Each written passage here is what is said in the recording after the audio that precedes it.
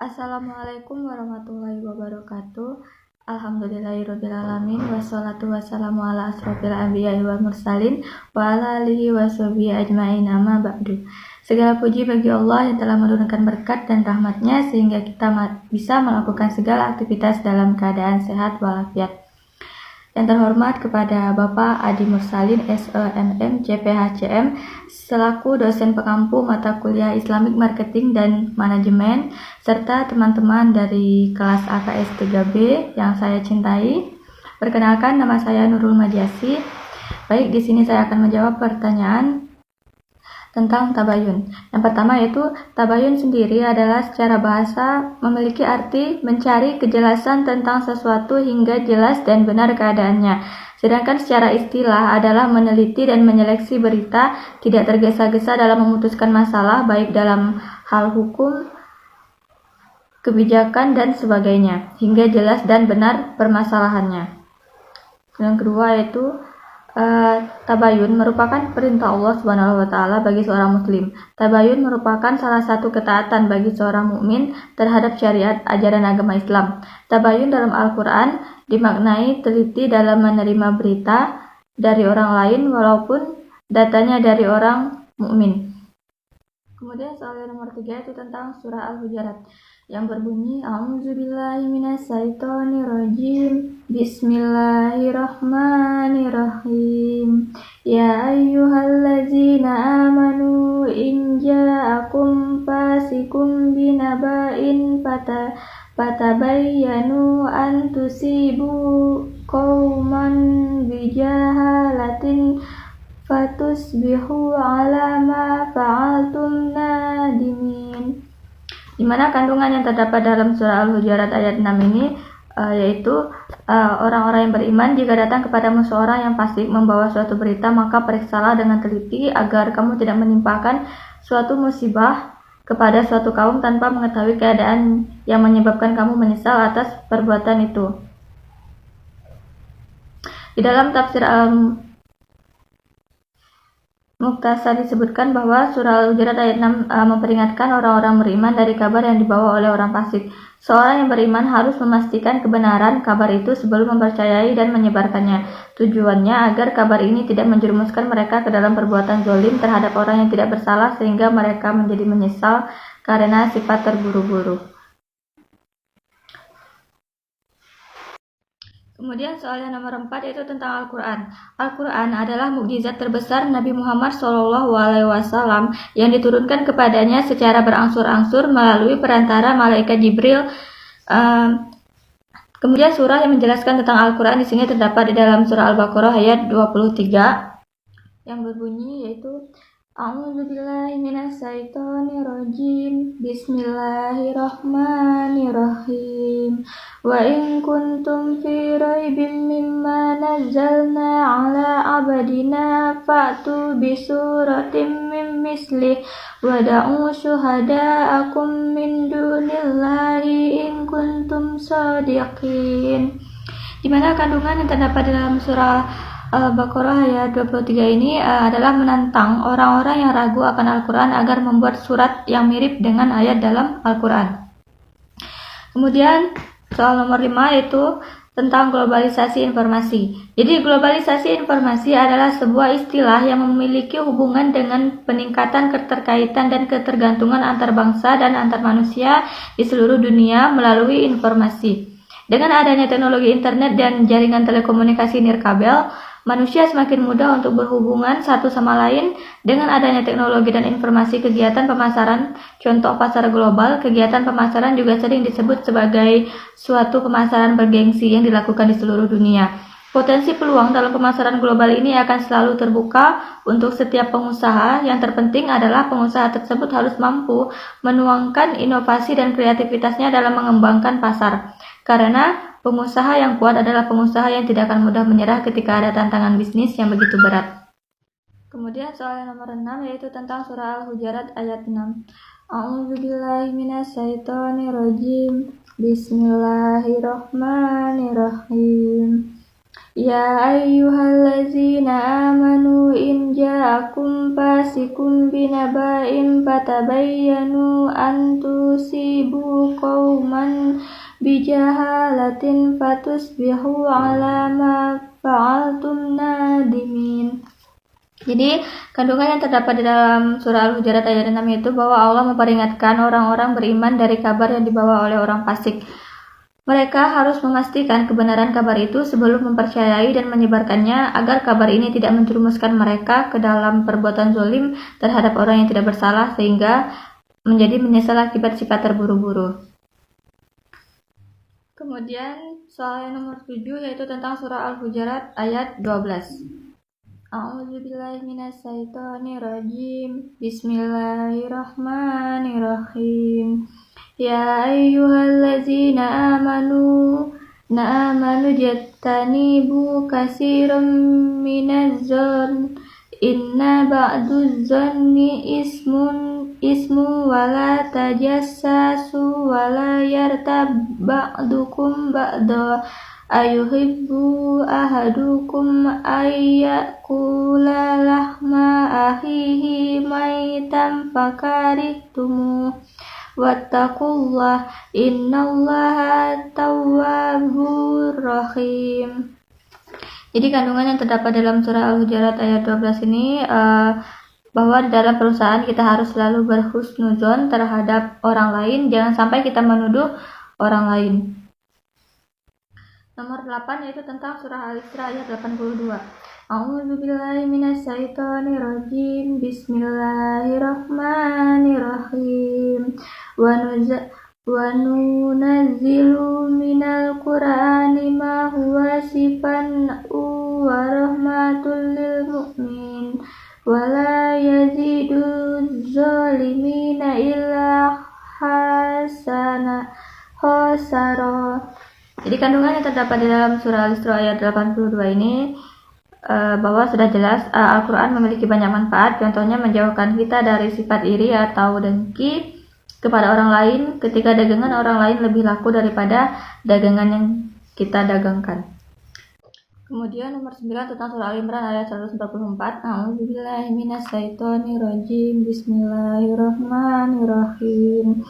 Wa ma Muhammadun illa rasul qad khalat min qablihi rusul afa imma ta'aw qutilan qalabatum ala aqabikum wa ma yanqalib ala aqibaihi fala yadurrullaha syai'a wa sayajzillahu syakirin. Jadi kandungan yang terdapat di dalam surah Al-Imran ayat 144 ini yaitu bahwa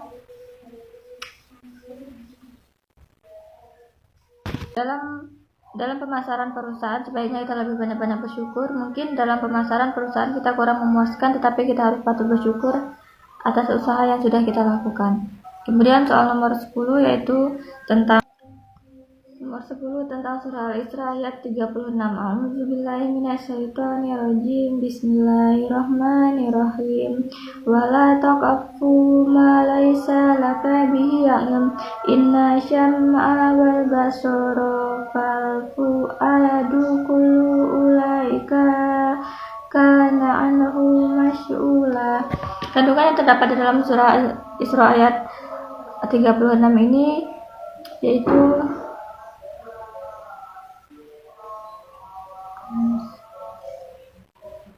dalam kandungan ayat tersebut, dalam pemasaran kita harus berkata jujur dan benar. Contohnya ketika kita memasarkan suatu produk, semua tersebut harus sesuai dengan khasiat atau manfaat dari produk tersebut tanpa mengurangi dan menambah-nambahkan manfaatnya.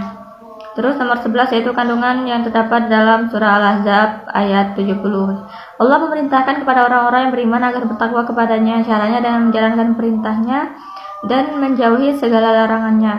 Allah memerintahkan kepada orang-orang yang beriman agar berkata jujur dan benar, tidak berdusta, tidak menipu, dan tidak menyimpang dari kebenaran. Betapa pentingnya sebuah kejujuran hingga Allah menyebutnya secara khusus. Meskipun hanya berkata jujur, itu sudah termasuk bagian dari ketakwaan. Allah menjanjikan banyak kebaikan bagi orang yang bertakwa dan berkata jujur.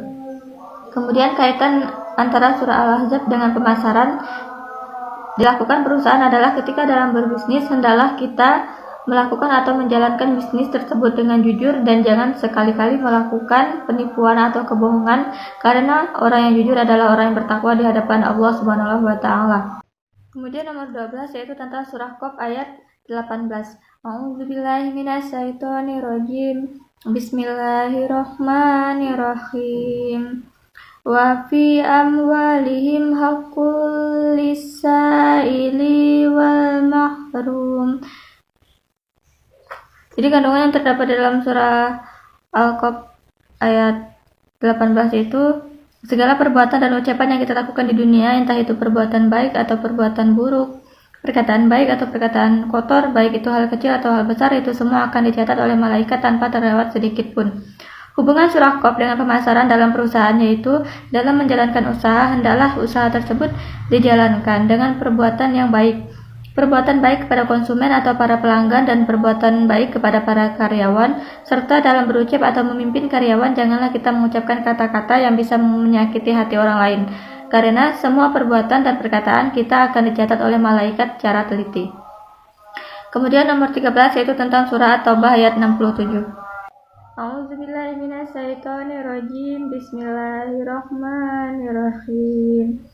Al-munafiquna wal munafiqatu ba'duhum min ba'din ya'muruna bil munkari wa yanhauna 'anil ma'rufi wa yakbiduna aydiyahum nasullaha fanasiyahum innal munafiqina humul fasiqun. Jadi kandungan yang terdapat dalam surah Qaf ayat terdapat dari kandungan yang terdapat di dalam surah At-Taubah ayat 67 itu bahwa orang yang mengajak berbuat kejahatan dan menolak kebaikan adalah orang yang munafik, karena mereka telah meninggalkan Allah, maka Allah juga akan meninggalkan mereka. Jadi kaitan surah At-Taubah ayat 67 dengan pemasaran yang dilakukan perusahaan, yaitu dengan melakukan bisnis atau pemasaran, hendaklah bisnis itu dilakukan dengan berlandaskan kebaikan dan tidak ada unsur kejahatan di dalamnya. Kemudian surah An-Nur ayat 15, yaitu kandungan yang terdapat dalam surah An-Nur ayat 15 bahwa ketika kita menerima berita yang belum pasti kebenarannya, kemudian kita sebarkan berita tersebut kepada orang lain padahal belum pasti kebenarannya, itu adalah suatu perbuatan yang salah, karena hal itu adalah hal besar bagi Allah. Kaitannya dengan pemasaran yang dilakukan perusahaan yaitu jika menerima informasi yang belum pasti kebenarannya, entah mengenai suatu harga barang atau yang lainnya, jangan menyebarkan terlebih dahulu karena informasi yang salah akan menyebabkan masalah. Kemudian soal nomor 15 tentang persamaan penafsiran ayat Al-Qarni dan M. Quraisy Shihab tentang ayat-ayat Tabayun. Jadi dalam menafsirkan ayat tentang Tabayun, menurut M. Quraisy Shihab dan ayat Al-Qarni, mereka sama-sama mengartikan.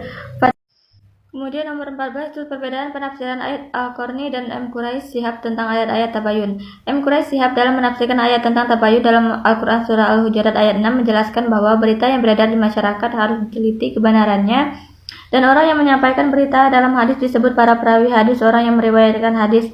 Apakah orang tersebut selalu berdusta atau tidak pernah berdusta? Sebanyak apapun orang yang mengedarkan berita, belum tentu berita itu benar, karena mereka hanya mengetahui dari orang lain yang tidak mengetahui secara pasti asal muasal berita itu. Orang yang mengedarkan berita harus memenuhi syarat seperti jujur, adil, dapat dipercaya, dan beriman. Sedangkan menurut ayat Al-Qarni dalam Al-Quran surah Al-Hujurat ayat 6 menjelaskan bahwa berita harus diteliti dan diseleksi kebenarannya. Jangan sampai salah orang dan jangan sampai menyakiti hati orang yang tidak bersalah, dan jangan menyesal karena kekeliruannya menuduh orang lain yang tidak melakukan kesalahan. Terus nomor 16 yaitu model-model riset menurut Islam dan jelaskan tujuan dari Tabayun. Model-model riset menurut Islam yang pertama itu riset bayani, yaitu riset penelitian yang ditujukan untuk mengenai gejala alam dengan segala gerak-gerik dan prosesnya. Yang kedua riset istiqroi, yaitu penelitian yang ditujukan untuk mencari kejelasan pola-pola kebudayaan dan kehidupan sosial manusia. Ini yang kemudian berkembang menjadi riset ilmu sosial. Yang ketiga yaitu riset jadali, yaitu riset yang dimaksud untuk mencari hakikat atau kebenaran yang didasarkan oleh cara berpikir rasional exercise. Yang keempat yaitu riset berhani, yaitu riset untuk tujuan eksperimen, misalnya atas temuan obat tertentu dilakukan tes laboratorium. Yang kelima yaitu riset irfani, yaitu riset yang secara spesifik menjelajah hakikat ajaran Islam. Tujuan tabayun. Tujuan tabayun itu menjaga keharmonisan umat manusia, menjaga jiwa dan harta manusia, pertanda kematangan akal dan cara berpikir, menjaga kehormatan dan ketentraman masyarakat dari keputusan yang tergesa-gesa dan tanpa didasarkan pada studi dan penelitian, menjauhkan keraguan serta bisikan dari tipu daya setan, dan mengokohkan kaum muslimin. Nomor 17 yaitu urgensi tabayun dan kualitas informasi dalam membangun komunikasi. Pada masa turunnya ayat tabayun, penyampaian berita masih memakan waktu lama karena belum ada teknologi komunikasi sehingga informasi bisa simpang siur. Pesan yang disampaikan hanya terekam di dalam memori manusia dan ketika diteruskan kepada orang berikutnya sangat mungkin terjadi pengurangan, penambahan, bahkan distorsi. Masalah ini bisa diatasi setelah munculnya budaya tulis di masyarakat. Tulisan menyimpan informasi dengan lebih baik dibandingkan ingatan di kepala manusia serta bertahan lebih lama. Walaupun tetap saja dapat terjadi kesalahan dalam membacanya dan memberi makna, di masa modern komunikasi berlangsung sangat cepat dan masih secara lisan dan tertulis mengandalkan berbagai perangkat canggih. Akan tetapi di masa modern ini kesimpang-siuran informasi semakin marak terjadi akibat mudahnya orang menyampaikan berita melalui berbagai media. Saluran informasi dikuasai secara personal karena setiap pemilik perangkatnya bisa mengunggah tulisan, gambar. Kemudian soal nomor 18 tentang lingkungan bisnis dalam perspektif Islam. Dalam Islam, bisnis dapat dipahami sebagai serangkaian aktivitas bisnis dalam berbagai bentuknya yang tidak dibatasi jumlah kuantitas kepemilikan hartanya, barang atau jasa maupun profitnya atau laba yang diperoleh. Namun dibatasi dalam cara perolehan dan pendayagunaan dibatasi dalam cara perolehan dan pendayagunaan hartanya. Ada aturan halal dan haram, jadi lingkungan bisnis adalah faktor-faktor yang mempengaruhi aktivitas bisnis dalam suatu lembaga, organisasi, atau perusahaan, atau juga yang mendefinisikan lingkungan bisnis sebagai segala sesuatu yang mempengaruhi aktivitas bisnis dalam suatu lembaga, organisasi, atau perusahaan. Terus nomor 19 yaitu variabel-variabel lingkungan bisnis. Yang pertama, variabel sosial. Faktor demografik dan faktor demografis seperti jumlah penduduk, komposisi, keadaan wilayah dan pertumbuhan penduduk suatu wilayah atau area. Faktor gaya hidup, selera masyarakat, tren yang sedang digandrungi. Kemudian faktor nilai sosial, adat istiadat, nilai dan norma yang berlaku, kebiasaan, dan lain-lain. Kemudian variabel ekonomi berkaitan erat dengan indikator ekonomi yang bersifat umum, mengukur tabungan, investasi, produktivitas, lapangan kerja, kegiatan pemerintah, transaksi perdagangan internasional, pendapatan, produk nasional, dan sebagainya. Variabel politik. Faktor-faktor yang terkait dengan kondisi atau iklim perpolitikan di suatu daerah. Variabel teknologi. Kemajuan di bidang teknologi yang berubah-ubah dari waktu ke waktu yang terkadang sangat cepat sangat mempengaruhi dunia usaha. Perusahaan yang statis dan tidak mengikuti perkembangan teknologi cenderung tertinggal dibandingkan dengan perusahaan yang terus-menerus melakukan adaptasi teknologi untuk membuat operasional usaha menjadi lebih efektif dan efisien. Kemudian nomor 20 yaitu dalam melakukan bisnis harus beradaptasi dengan lingkungan karena lingkungan memberikan dampak kepada kesuksesan, skala, visi, hingga strategi pengembangan bisnis. Maka memahami lingkungan harus menjadi prioritas para pemimpin. Setelah mereka mengetahui tentang efek positif dan negatif lingkungan yang ada, maka mereka bisa memproduksi strategi penting untuk mengontrol situasi yang bisa dan tidak bisa diprediksi. Kemudian nomor 21, perspektif Islam atas fenomena lingkungan bisnis di zaman sekarang ini memang ada yang sesuai tetapi ada juga yang tidak sesuai dengan pandangan Islam. Misalnya fenomena dalam faktor teknologi yang hampir setiap harinya ada saja penemuan-penemuan baru dan dalam hal ini Islam tidak pernah melarang adanya penemuan-penemuan teknologi baru dalam hal teknologi. Selain jika penemuan teknologi yang ada itu tidak menyimpang dan memiliki manfaat untuk kemaslahatan umat. Kemudian nomor 22 yaitu tentang artikel mengenai pengantar bisnis Islam perusahaan dan lingkungan bisnis. Tentunya dalam penetapan dan menjalankan bisnis yang harus dilakukan dengan etika dan norma-norma yang berlaku di masyarakat atau dunia bebas, etika dan norma-norma itu pun perlu diterapkan digunakan agar kita sebagai pengusaha atau pedagang tidak melanggar aturan yang ditetapkan. Kemudian nomor 28 yaitu tentang urgensi lingkungan bisnis Islam. Urgensi lingkungan bisnis Islami di Indonesia perlu diwujudkan guna memberikan pemahaman bagi pelaku bisnis dalam memilih dan memilah lingkungan bisnis yang Islami. Misalnya pelaku bisnis berinvestasi diperankan syariah dan tidak di bank non-syariah. Berbicara terkait urgensi daripada lingkungan bisnis Islami di area sekarang ini perlu mengingat serta menimbang dalam hal peran strategi politik Islam yang dilakukan guna mewujudkan perekonomian Indonesia yang unggul dan kemudian nomor 29 yaitu tentang analisis Lingkungan bisnis. Lingkungan bisnis sebagai segala sesuatu yang mempengaruhi aktivitas bisnis dalam suatu lembaga, organisasi, atau perusahaan. Lingkungan bisnis dapat dispesifikasikan menjadi lingkungan internal dan eksternal. Variabel-variabel lingkungan bisnis terdiri dari variabel ekonomi, sosial, politik, dan teknologi. Perspektif Islam atas fenomena lingkungan bisnis di zaman sekarang ini memang ada yang sesuai tapi juga tidak sesuai dengan pandangan Islam. Lingkungan bisnis adalah salah satu faktor yang dapat mempengaruhi kegiatan bisnis yang kita lakukan. Oleh karena itu, lingkungan bisnis sangat penting untuk dipelajari oleh para pebisnis, khususnya bagi mereka yang bisnisnya berjalan dengan lancar. Ada baiknya jika kita bisa mengelola atau manajemen lingkungan dalam bisnis kita dengan sebaik mungkin, karena hal ini dapat menjadi salah satu faktor penentu akan kesuksesan dalam bisnis yang kita jalani. Kemudian nomor 30 yaitu manfaat yang didapat ketika membaca artikel mengenai tabayun, yaitu dalam lingkungan bisnis Islam yang sudah tentunya tabayun sangat penting karena kita meneliti sebelum membeli sesuatu dan mencari informasi tentang sesuatu yang ingin kita beli tersebut, kemudian mengetahui tujuan dari tabayun. Sekian jawaban yang dapat saya sampaikan, kurang lebihnya saya mohon maaf. Saya akhiri dengan wabillahi taufiq wal hidayah. Wassalamualaikum warahmatullahi wabarakatuh.